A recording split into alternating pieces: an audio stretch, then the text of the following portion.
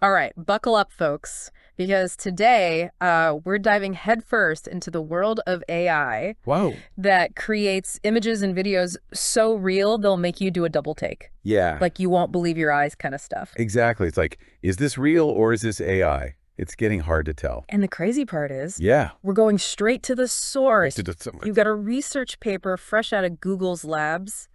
Plus, we're peeking at the actual prompts, the instructions they use to make these mind-blowing visuals. yeah, it's like getting a behind-the-scenes look at how the magic happens. So Google's been busy, right? They've got this new AI for video called VO2. VO2, that's right. And for images, it's Imagen 3, version 3. Yeah. And they're saying these are the most advanced models out there. The top of the line, and you know what? They're not just bragging. Mm-hmm. The quality of what they're producing is a huge leap forward. Really? And it's not just about how realistic it looks. It's the way these AI get complex concepts, like cinematography.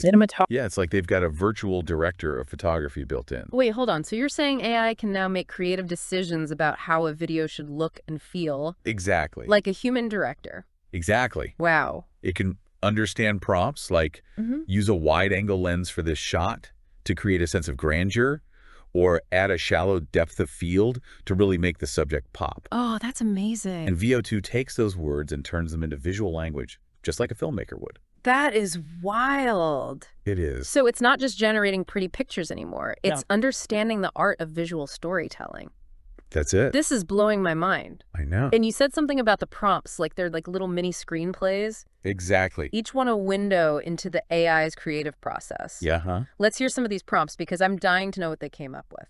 All right. So one that really stood out to me was called the hazmat suit scientist. Hazmat suit scientist. Okay, I'm intrigued. Picture this. A scientist hunched over a microscope. Okay. The glow of the screen reflecting in their worried eyes, all while wearing a hazmat suit. Oh, wow. It's a scene full of tension, uncertainty, Yeah, you can practically feel the anxiety just from that description. Exactly. It makes you wonder, how does AI even grasp those subtle emotional nuances? That's the big question, isn't it? It really is. It suggests these AI are going beyond just processing what they see. They're tapping into something deeper. Like they're actually understanding human emotions. To a certain extent, yeah. That's both fascinating and a little unsettling. Right. Like how much do they really understand? It's a question that keeps a lot of researchers up at night. I bet. But for now, I think we can just marvel at the fact that a few lines of text can evoke such a strong emotional response. You're right. That is pretty amazing. It is. Okay, so we've got the serious, suspenseful vibes covered. What about something on the lighter side? Oh, they had that too. Okay, good, because I need a little break from the hazmat suits. There's one that's all about a cartoon girl in a 1980s kitchen. Ooh, cartoon girl. 1980s kitchen. It's all bright colors, retro appliances, that classic 80s aesthetic. I can already picture it. Fun. Leg warmers and neon colors, the whole shebang. Yeah. So VO2 can switch gears. They can. From dramatic thriller to Saturday morning cartoon, talk about range. I know, right? This AI is a multi-talented. It is, and that versatility is what makes these models so exciting. They're not just limited to one style or one genre. They can mimic and even blend different artistic approaches. That opens up a lot of creative possibilities. It really does. All right, you ready for another one? Get me. This one's from Imagen 3. Okay. And it blew my mind. Really? Strawberry hummingbird. Strawberry hummingbird. You telling me AI can make a bird out of the berry? That's exactly what I'm telling you. What? And we're not talking about some blurry, abstract thing. This is intricate details, specific poses, even a background environment. It's like watching a digital sculptor, meticulously crafting every feather and curve. So I'm picturing a tiny hummingbird, wings spread mid-flight, made entirely out of a strawberry. That's it, juicy red strawberry. The detail you're describing is insane. I know. It really is. And this prompt, it shows how precise Imagen 3 is. It's not just randomly generating an image. It's following specific instructions to create a unique piece of art. Like having a personal digital artist who can bring your wildest ideas to life? Precisely. That's where things start to get really interesting. Okay, so we're talking crazy levels of creativity here. They are. But before we get too carried away, I think we need to talk about the potential downsides. Yeah, that's important. Because with great power comes great responsibility, right? Absolutely, and that's where the ethics come in. We're not just going to gloss over the risks. No way. Because there's a lot of talk about how this technology could be used to spread misinformation or create deepfakes. That's some scary stuff. It is, but Google, they're trying to be responsible about this. Oh, good. They're really focusing on responsible AI development. Okay, so they're not just throwing this powerful technology out there without any safeguards. No, they're trying to be careful. So what are they doing? Well, for starters, they're being super transparent. That's a good start. They're publishing their research papers. They're making their code available. Oh. So other experts can look it over, see how it works, identify any potential problems. It's about openness and collaboration. Transparency is key. But what about the outputs themselves? How can we tell if an image or a video was made by AI, especially if it looks so real? They've thought of that too. Okay, good. They've developed something called SynthID. SynthID, what is that? It's basically an invisible watermark. Invisible? You can't see it with the naked eye. So how does it work? It's embedded directly into the pixels of the AI-generated content. Oh, wow. Special software can detect it, even if the image or video is shared online. So it's like a digital fingerprint that proves it was made by AI. Exactly. That's pretty clever. It is, and it's a big step towards building trust and making sure people are held accountable for what they create. So it sounds like Google is trying to strike a balance between pushing the boundaries of what's possible with AI and making sure it's used responsibly. That's the goal, and it's a balance that all developers are going to have to find because the potential is huge for both good and bad. You're right. It's a double-edged sword. It is. All right. I'm ready to dive even deeper into this potential. Let's do it. Let's talk about something that sounds straight out of a sci-fi movie. What's that? Whisk. Whisk. Oh, yeah. This experimental tool from Google that can supposedly do some pretty wild stuff. It's where things start to get really, really interesting. Okay, I'm all ears. Imagine taking a photo of your cap, a picture of the Eiffel Tower, Okay. and a piece of Renaissance art, and throwing it all into a digital blender. That's essentially what Whisk lets you do. You're kidding. I'm not kidding. So I can combine completely different images into something totally new. You got it. What kind of sorcery is this? It's a combination of Imagen 3 and another cutting-edge AI called Gemini. Gemini, okay. Gemini is like the brains of the operation. It analyzes the images, figures out what's important, extracts their styles, and then it feeds that info to Imagen 3, which creates the new image. So it's like a creative tag team. Yes. Gemini's the art director. Right. Imagen 3 is the master painter. You got it. Wow. And the result is a tool that lets anyone create unique, personalized visuals, even if they can't draw a stick figure. So we're talking about democratizing creativity here. Exactly. The possibilities are limitless. I'm already imagining all sorts of crazy mashups. Me too. But let's ground this in reality for a second. Okay. What's the key innovation here? It all boils down to Gemini. Okay. And how it understands images on a deeper level. Deeper than what we've seen before. Exactly. Previous AI could recognize objects and patterns. But Gemini, it gets the nuances of style, composition, even emotion. So it's not just seeing, it's understanding what it sees. That's the game changer. That's huge. It is. And that's what allows Whisk to create such unique remixes. It's not just random pixels, it's intentional and surprising at the same time. Right. It's about blending artistic concepts in a way we've never seen before. I'm officially hooked. Good. We need to dive deeper into this Whisk thing because I have a feeling this is just the tip of the iceberg. I agree. This is where we start to see AI's true potential. Not just as a tool, but as a creative collaborator. And that, my friends, is where we'll pick up in part 2. Stay tuned. Yeah. Yeah, so Whisk, it really does open up a whole new world of creative possibilities. It's like handing someone a paintbrush who's never painted before and saying, go create a masterpiece. Yeah, exactly. And they can. It's kind of crazy. It is. It's wild. I feel like we're seeing a shift, not just in how images and videos are made, but in who gets to be a creator. Absolutely, you're right. Like anyone can be an artist now. In a way, yeah. Think about the implications for like advertising and marketing. Oh, yeah. Small businesses could use this to create high quality visuals that rival big budget productions. Exactly. Level the playing field. And filmmaking. Ooh, yeah. I can see this being huge for indie filmmakers who don't have the resources for those elaborate sets or, Right. the crazy special effects. Absolutely. And AI could handle all the technical stuff, Yeah, letting filmmakers focus on the story, the characters. that's pretty exciting stuff. It is. But, some people might argue that this kind of technology could actually stifle creativity, How so? like by limiting artistic control. Yeah, I see what you mean. What do you think about that?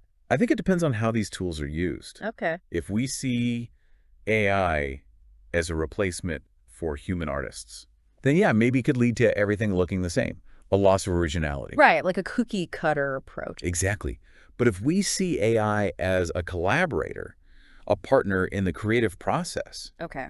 then the possibilities are endless. Collaborators, not replacements. That's it. I like that. Yeah. It's about finding that sweet spot where human ingenuity meets AI's technical skills. Absolutely. It's about pushing those boundaries. Yeah. Creating things we never thought possible. Okay, but let's not shy away from the potential downside. Right. Important to address those. We've already talked about misinformation, deep fakes, Yes. the need for safeguards. Those are all real concerns. Were there any other ethical concerns we should be thinking about? Well, one that comes to mind is bias. Bias? How so? These AI models, they're trained on massive amounts of data, right? Images, videos. Yeah, tons of data. And if that data isn't carefully curated, Okay. it can reflect, even amplify, existing societal biases. So, for example, if the training data contains mostly images of white men in positions of power, Right. then the AI might be more likely to generate images that perpetuate that stereotype. That's the risk. It's kind of scary when you think about it. It is, and it's something developers need to be very aware of. So what can we do? How can we ensure that these AI models are being developed and used responsibly? It's going to take a multi-pronged approach. Okay. First, transparency. Always a good place to start. Developers need to be open about how their models work, what data they're using, what steps they're taking to address bias. Yeah, openness is key. But it's not enough. Right, we need more. We need clear ethical guidelines, Okay. regulations that govern how these technologies are developed and used. Like rules of the road for AI. Exactly. And we need independent organizations Okay. that can audit these models, assess their impact, and flag any concerns. So it's a shared responsibility. It is. Developers, policymakers, the public. We all have a role to play. It's like we're at a crossroads, We are. a pivotal moment Yeah. where we need to decide what kind of future we want to create with AI. Exactly. The choices we make today will have big consequences down the line. Okay, before we get too deep into the philosophy of it all, Right. let's circle back to the technical side. Sure. We've talked about VO2, Imagen 3, Whisk. Are there any other groundbreaking AI tools on the horizon? Anything you're particularly excited about? There are a few, yeah. Oh, tell me more. One that's caught my eye is called Scribble to Storyboard. Scribble to storyboard. Okay, what is that?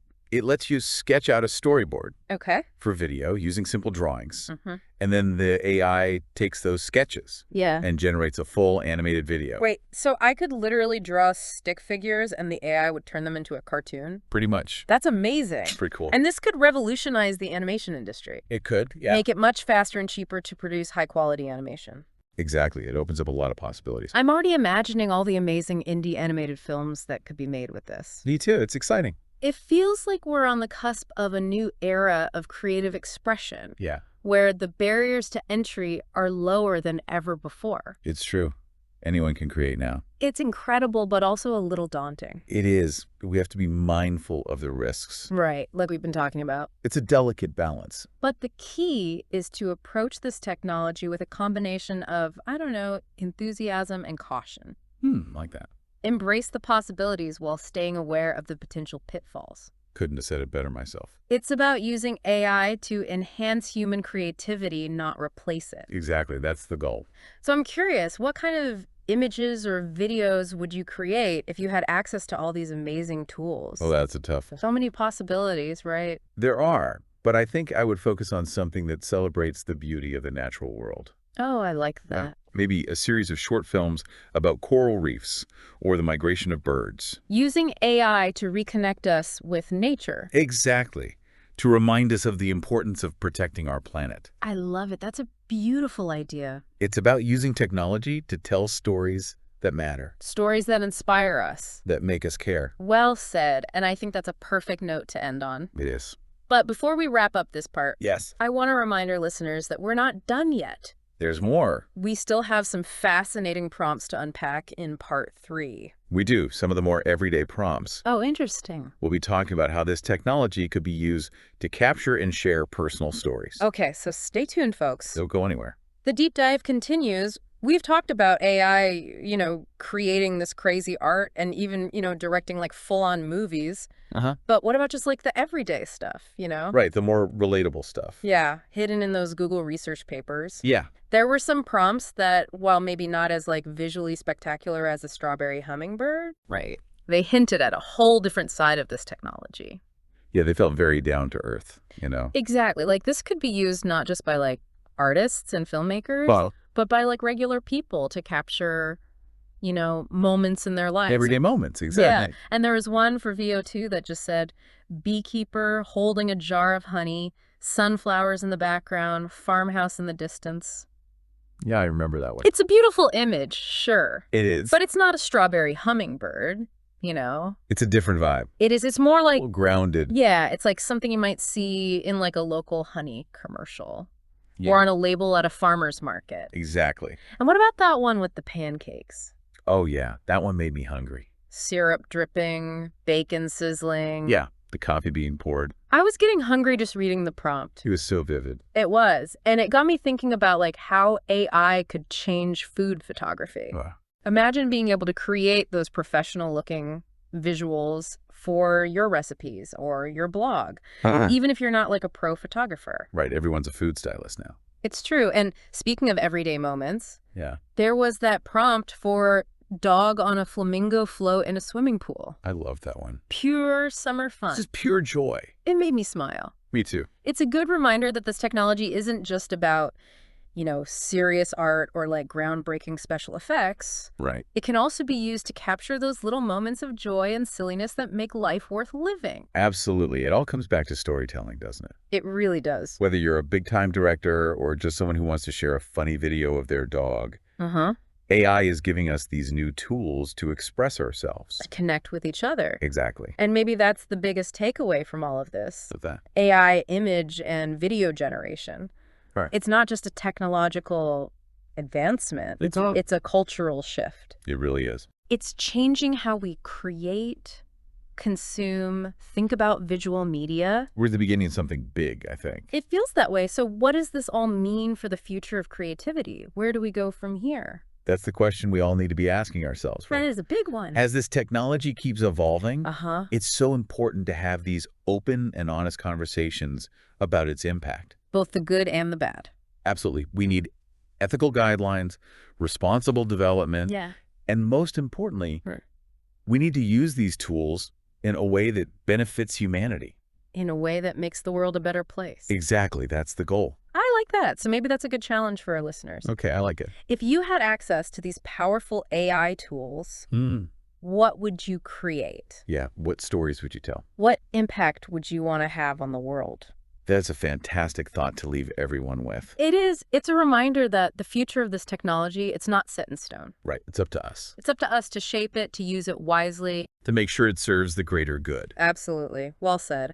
And on that note, I think it's time to wrap up this deep dive. It's been a good one. It has. We've covered a lot of ground today. Oh, yeah. From, the mind-blowing capabilities of these AI models to the ethical considerations that we can't afford to ignore. We can't brush those aside. We can't. It's been an incredible journey. It has. Exploring the cutting edge of AI image and video generation. The future's looking pretty wild. It is. Hopefully our listeners have come away with, a deeper understanding of this rapidly evolving field. Yeah, and its potential to change the world. As always, we encourage you to keep exploring. Stay curious. To engage in, thoughtful conversations about the role of technology in our lives. Because it's a big one. It is. The future's being written right now. Yeah. And we all have a part to play in shaping the story. That's right. Thank you for joining us on The Deep Dive. It's been a pleasure. Until next time, keep diving deep.